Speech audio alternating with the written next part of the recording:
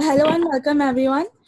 This is the eighth technical session for today, and this session will be chaired by Dr. Rebecca Duncan, and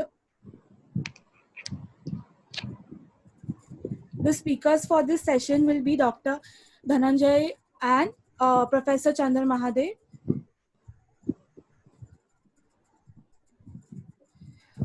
Dr. Rebecca Duncan is a postdoctoral research fellow at the Department of Languages and a member of the Linnaeus University Center for Concurrences in Colonial and Postcolonial Studies. She researches in postcolonial literature with a focus on Southern Africa and particular interest in world ecological approaches, the body and embodiment, speculative forms, and decolonial thinking.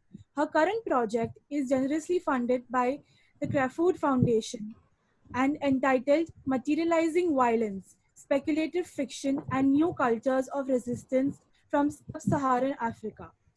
Dr. Rebecca has published widely on speculative genres in global contexts. She is the author of South African Gothic, which was shortlisted for the 2019 Alan Lloyd Smith Memorial Prize.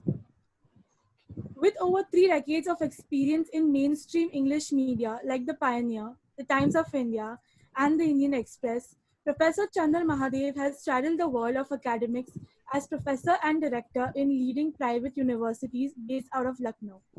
He is known for his interactive learning modules and is a proponent of competency-based learning. At present, he is media consultant with a Dutch-based NGO, Finnish Society, and is a media advisor for a leading IT firm. A social media expert, he has developed communication strategies for top-notch research agencies. He's also a writer and he's also a scriptwriter for documentary and fact-based films and is an essay consultant for a Dubai-based study abroad company. Dr. Dhananjay Rai is an assistant professor at the Center of Gandhian Thought and Peace Studies, School of Social Sciences, Central University of Gujarat, Gandhinagar. He received his doctoral degree from the Center of Political Studies, Jawaharlal Nehru University in New Delhi. He works on political theory and political thought. His select books include Debating Swaraj, Politics Essays in Tribute to Randhir Singh, Nehru and Modernity, Democracy on the Move, Reflections on Moments, Promises and Contradictions, Contemporary Indian Political Theory, a Critical Analysis. His research articles and reviews have been published in Economic and Political Weekly, The Social Change, The Social Scientist, and Think India Quarterly, the Book Review, and the Indian Journal of Public Administration. So with that, I pass the floor to Dr. Dhananjay Rai, Dr. Rebecca Chair for this session. Thanks very much, Nakia. So we'll begin with Dr. Professor Chandra Mahadev, and a paper entitled "Major Changes in Group and Interpersonal Communication in the Post-Coronavirus Era." So, looking forward to that. Am I good to go? Yes, good to go. Take it away. Well, greetings for letting me take part in the first international virtual conference. It's a new experience for me. And I guess that's how the communication paradigms are changing across the world. So I would like to say that in this era of social distancing or physical distancing, how will we relate to a world that is becoming increasingly distant? How do I reach out to my audience, which is now in the virtual world and not in the real world? Because in the physical world, the lockdown is real, but while in the virtual world, everything is open. So these kind of contradictions are actually engaging our minds, and we wonder how the post-COVID world will look like. To me, I think there are some little indicators that I can see. For example, media is doing a great job in becoming more mature and giving us information which is coming through every 5 minutes. So how do we deal with something? How do we deal with a pandemic which actually talks in a lot of negative terms about isolation, about distancing, about things that we have never been used to? So I talk about how group communication will be possible when we have to maintain distance, and when we are, then fear and panic are the major emotions coming through. So in this kind of a situation, I'm looking at how we can engage with our audience and send our message across, whether it is in the corporate communication, whether it is in the media houses, whether it is anywhere. So when we look at how the media is playing out in this world today, I see that there are many changes that are in the offing. How those changes are going to come about, I can only hazard a guess. So are we going to have, maybe we are going to have more chat, more editing bots, more artificial intelligence based communication. Maybe there will be many more Alexas to not to make sure that we don't fall victim to the coronavirus. So these are many possibilities. Now we got to see and understand what these possibilities are like. So for example, I see TV channels going into big data analysis, but the big data being analyzed needs to have a human face. So how do we have that human face? So we are basically, all media people, all communicators are very basically storytellers. Can we interpret big data through compelling stories? I think that is the way forward. And I've also seen Indian TV channels coming of age, while even WhatsApp is playing a positive role in some ways, and in many others, it is also giving you fake news or disinformation. So there are many things that we need to look into. There are many areas that we need to work. We need to find out. So when I am, there is something that I would always say. Shakespeare once said, "Misery acquaints a man with strange, sorry, with strange bedfellows." So I guess while I'm talking to you, I don't know, not many people ask questions either. So when I have a session with you people, which may be lasting maybe 7 to 10 minutes, because in this world today, they want the communication to be precise, short, and it should hit home. So even when I'm dealing with a lot of corporate houses, the way they want their communication to be done is that they ask me, how can we get the right message in the right tone across to our audience? So we are going now from the formal email, the email as a means of communication, to more unstructured, informal means of communication. So the head of an organization decides to have a short video, and he wants you to check it out so that the message is delivered in the right manner and is not being misinterpreted. Next, when I deal with in a group, how can I fathom the body language that I so necessarily need to understand whether my audience is understanding me or is able to comprehend what I'm trying to say? Or as a journalist, even when I'm not there physically from one person-to-person contact, how am I going to interpret stories and interpret life situations? So these are the huge challenges, and I think somewhere down the line, the global media is doing a great job, but at the same time, we need to deal with terms like isolation, like things like loneliness, mental health, and interpersonal relationships, which are actually, they say, if you keep distance, you're going to be safe. If you don't keep distance, then maybe you infect me with the virus. So in this era of fear and panic, how do I actually reach out to my audience? So I'm just talking about how we can use different mediums, social media. We can use lots of, so the social media is now looking like it's a positive way of going about it to send your message across. And when I also take classes in Oro University, and I was finding it difficult to say that how will I deal with a virtual class where I need to interact with students one-on-one. So the one-on-one, person-to-person interaction is missing in a class, in a group. That's why I say that how will we actually have, there are breakout rooms, there are virtual water coolers, there are lots of other things that have come in, like a virtual coffee break. Now these are little issues where you can informally reach out to my students and the audience. So we are at this point in time, we are trying to experiment with many ways to reach out to people, and at the same time maintaining distance. How long will this distancing last in the communication world? I don't know. Thank you so much. Thank you very much, Professor Mahadev. Some really interesting questions there. How to socialize in the context of isolation, how are group communications going to be possible under conditions of social distancing, and what are the existing constraints on communication, and how do these interact in the context of isolation and distancing? I think lots to think about there. So from here, we'll move to Dr. Dhananjay Rai's paper, which is entitled Precarity and Neoliberalism, the Social in Times of Coronavirus. Hi, thank you so much. Am I audible? You are Yes. audible, yes. Okay. Very much. Thank you, thank you for this opportunity. And my concern would be, and brief concern would be in this paper, that to understand and discern or decipher who is more precarious in this time, and what do you mean by precarity and precarious? And I think that there is a precarious and there is a precarity already in new liberalism, and the mini crisis and many aspects of precarity and precariousness were already part of pre-corona days. I think the crisis didn't emerge in corona time, but they were accentuated. The crises were accentuated in corona time. So and there is a dialectical link between previous pre-corona crisis and the contemporary corona crisis, and it will have eventual impact in post-corona days. The concern is during more crisis time.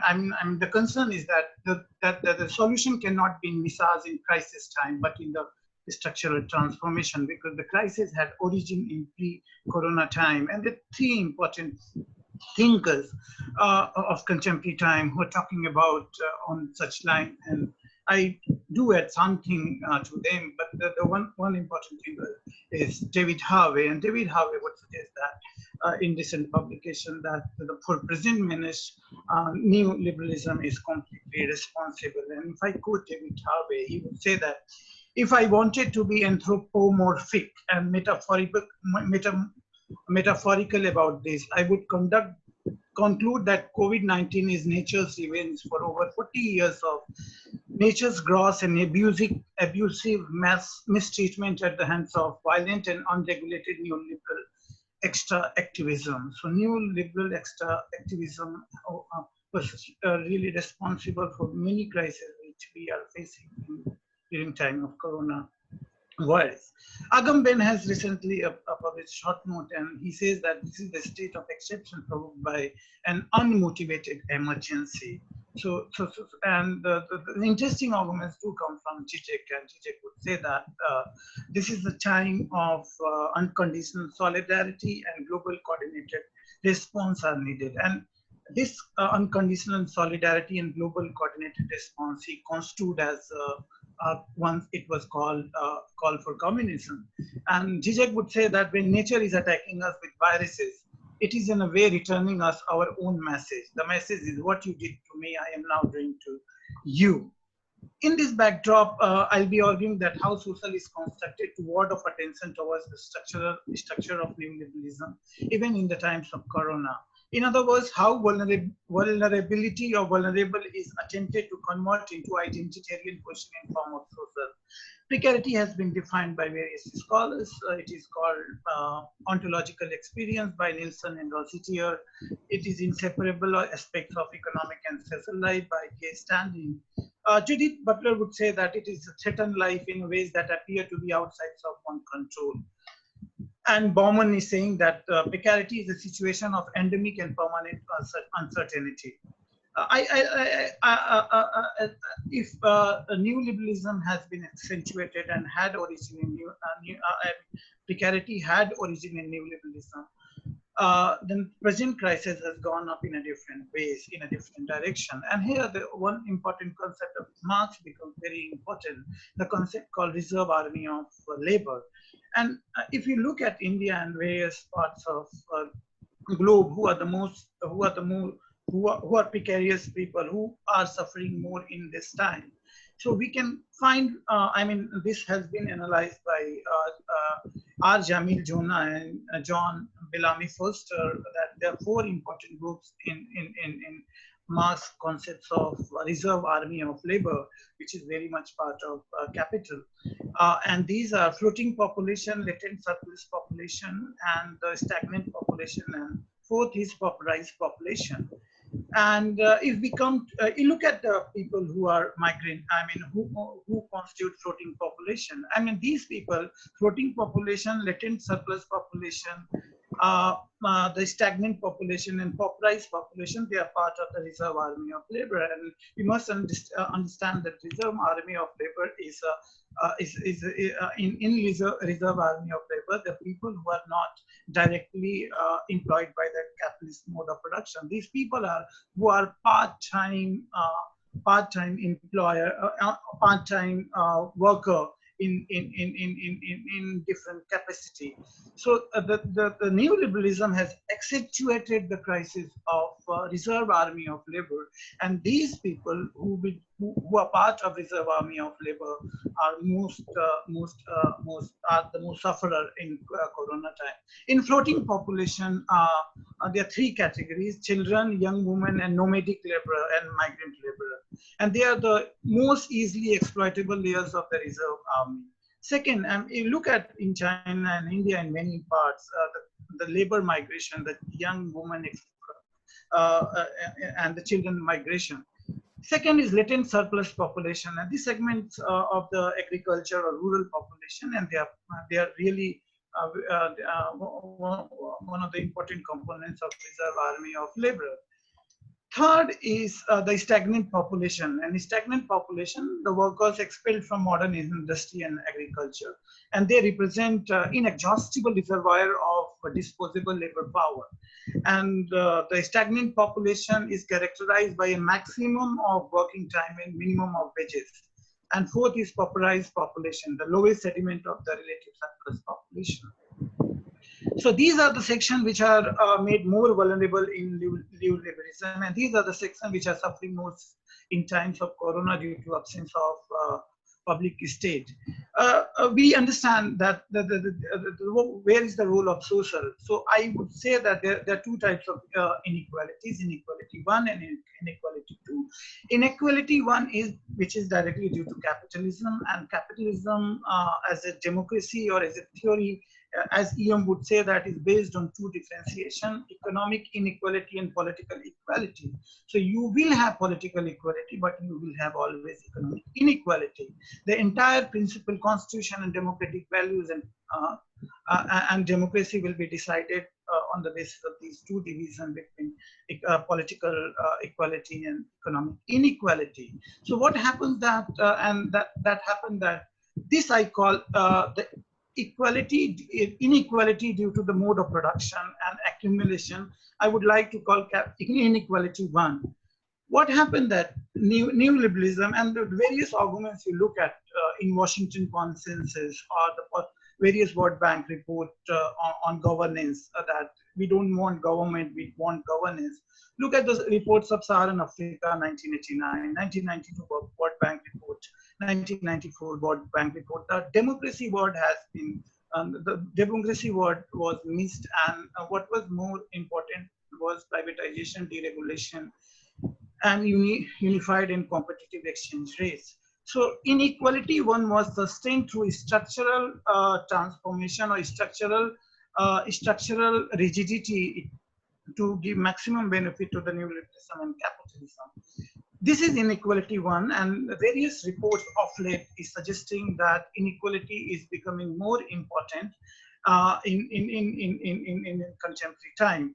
So inequality is becoming more important time. It can be verified from Credit Suisse, AG Research Institute, Thomas Piketty Award Inequality Report, or Oxfam Review Paper 2020. So inequality 1 has gone up, but to safeguard inequality 1, you have an inequality 2. So inequality 2 has been constructed in form of social. And the entire focus goes to inequality 2 to safeguard the inequality 1.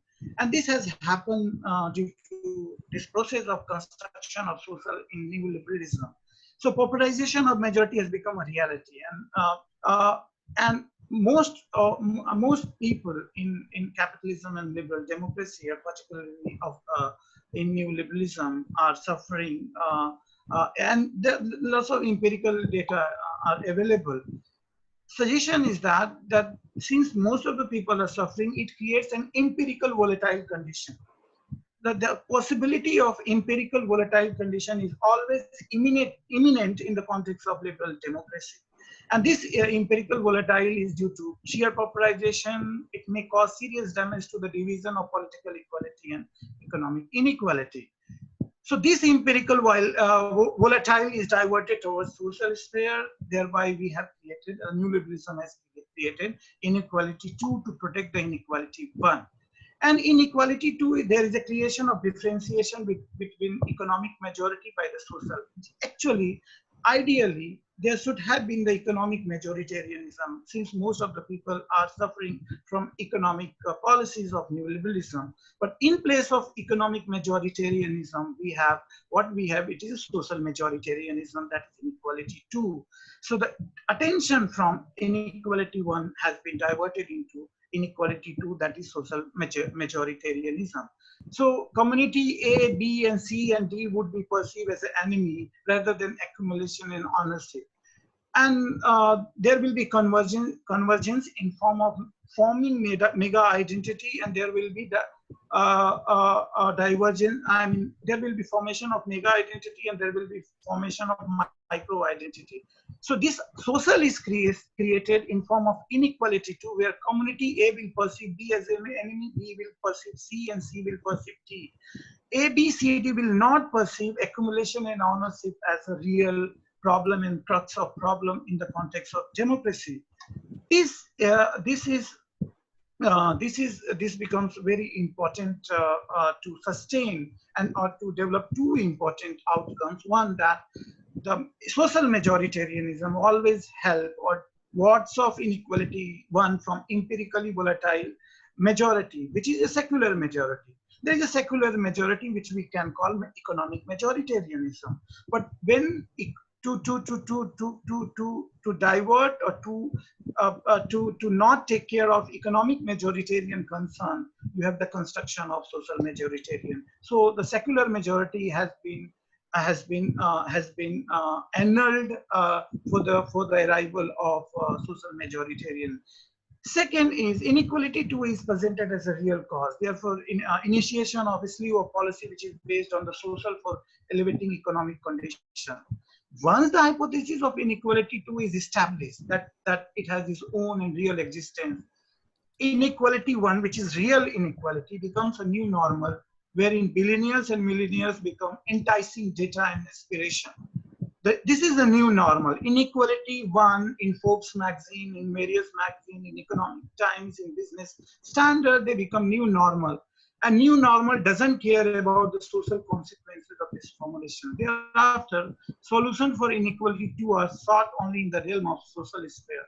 The problem of economic is not solved in the realm of economic. The problem of economic is sought in the realm of social. And in the social, communities are pitched against each other. And the fundamental principle for the construction of social to safeguard neoliberalism is religion. Religion plays very important role in terms of construction of social majoritarianism. And to conclude and to say my last point, I was reading, I never thought about that there is a serious connection between neoliberalism and religion. But when I was reading and going through Friedrich Hayek, and Hayek is one of the important figure or father figure in Freudian sense, that he proposes that market is a spontaneous order and market has to be free from all regulation. But that is very obvious in neoliberal discourse, and this is it has serious implications. But what I was actually I was really struck by his another formulation where he also commented on religion, and he thought that religion is also a spontaneous order. So religion has to be perceived uncritically because it is a spontaneous order. So the next formulation should come from us that in case of crisis of new liberalism, the spontaneous order of religion is used in terms of constructing social to protect neoliberalism.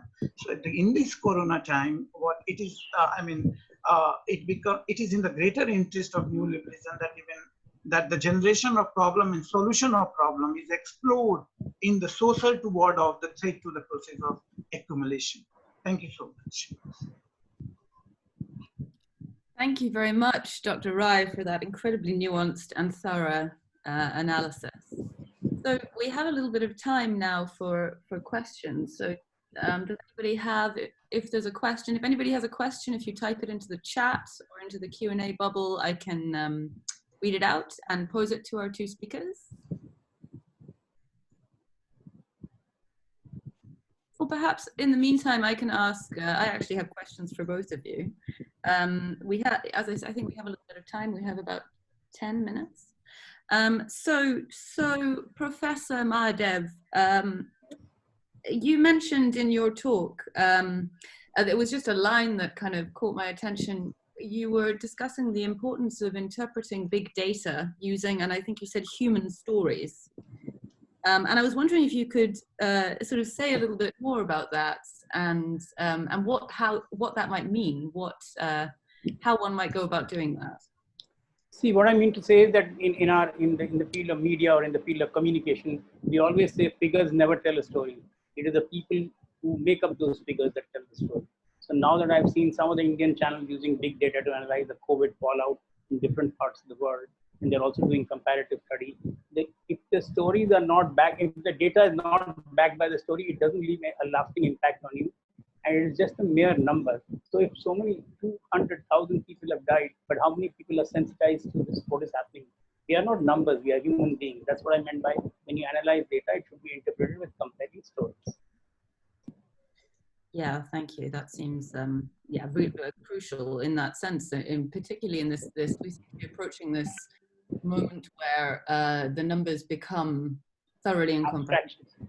Yeah, we were talking this morning about the concept of the hyper object and the kind of inability of the kind of failure of human understanding before the sense of exponential growth. So yeah, that seems to make perfect sense. For Dr. Rai, unless anybody has a question they want to put into the chat. Okay. So Dr. Rai, I was wondering if you could, so we heard from, in the opening talk this morning from Professor Johan Höglund, who was suggesting that there is a distinction perhaps between crisis and the pandemic. And that seems to me to be something which is which kind of is the premise of your analysis as well. Does that is that something that makes sense to you, that we're dealing with an existing perhaps terminal crisis of the neoliberal system, and the pandemic has appeared and overlain that and kind of accelerated it? Yeah, I thank you, Dr. Rebecca, and precisely that was my point, that this pandemic, the pandemic come and go, but the real issue is that the crisis, and then the crisis, this pandemic is outcome of larger crisis. And if we try to understand pandemic in itself, then there is serious concern and there is a serious problem. I go by what you asked, and I go by that this is outcome of a larger crisis, and this is just a symptom of larger issue. I was thinking also, as you were talking about the Reserve Army of Labour, I was thinking about Mike Davis's book, Planet of Slums, where he suggests that the Reserve Army has some of these videos, some of these virtual museums, and get them to explore what life was like at a particular time period. Go and look at perhaps the life where he suggests that the Reserve Army has what life is like in a culture. These videos, some of these virtual museums, and get them to explore what life was like at a particular time period. Go and look at perhaps the life. Hello, I'm not able to listen. Oh, I'm sorry. I think something is everybody else hearing the crosstalk? Yeah, I also heard the crosstalk. Okay, right, that's fine then. Okay, let me see, where are we in terms of time? Okay, yeah, so I just was very quickly, I was reminded of Planet of Slums, and I was reminded of his kind of analysis, where he takes the Marxist concept of the Reserve Army and suggests that the Reserve Army has expanded so much that it is now itself a crisis. That it is we're dealing with a situation of surplus humanity rather than an effective Reserve Army of Labour. Is that something Makes sense. Yeah, and that makes sense, and I think I agree with the Davis portrayal of vast humanity warehouses in shanty towns and which is away from the formal economy. And I use deliberately reserve army of labor also to distinguish one sense from the theorization of gay standing. And he says that precarity or precariat class, which is precarious and proletariat, is outside of the capitalism in a sense that they can't be analyzed from the Marx original perspective. But Foster and others do argue that reserve army of labor and the people who are part of the reserve army of labor cannot be understood delinking from the capitalism. So once it used to be, I agree, it used to be important for capitalism, but the surplus population itself is becoming serious threat and crisis to the capitalism and neoliberalism. Okay, well, I think then if there are no more questions, oh, here we have a question. I have one more question for Dr. Rai. So, is this the end of neoliberalism? That is the question that's on everybody's mind, and I think we have very little time. So, if you could tell us very succinctly this is the end of neoliberalism, that would be appreciated. Is this the end of neoliberalism brought about by an invisible microbe? I mean, the crisis is there, but it would be too early to say the end of neoliberalism, because you look at the surplus, and surplus is so huge. I mean, if there would not have been, I mean, what David Harvey would say that the surplus and the rate of profit is always problematic in capitalism. So far, it has been galvanized through militarization and urbanization. I don't know that surplus has dried up. It is already there, but the suffering of people is immense who are part of reserve army of labor. It has given crisis. It should invite political change and orientation. I hope so. But calling end of neoliberalism will be too early. Okay, well, on that note, I'm going to thank our speakers for 2 fantastic papers.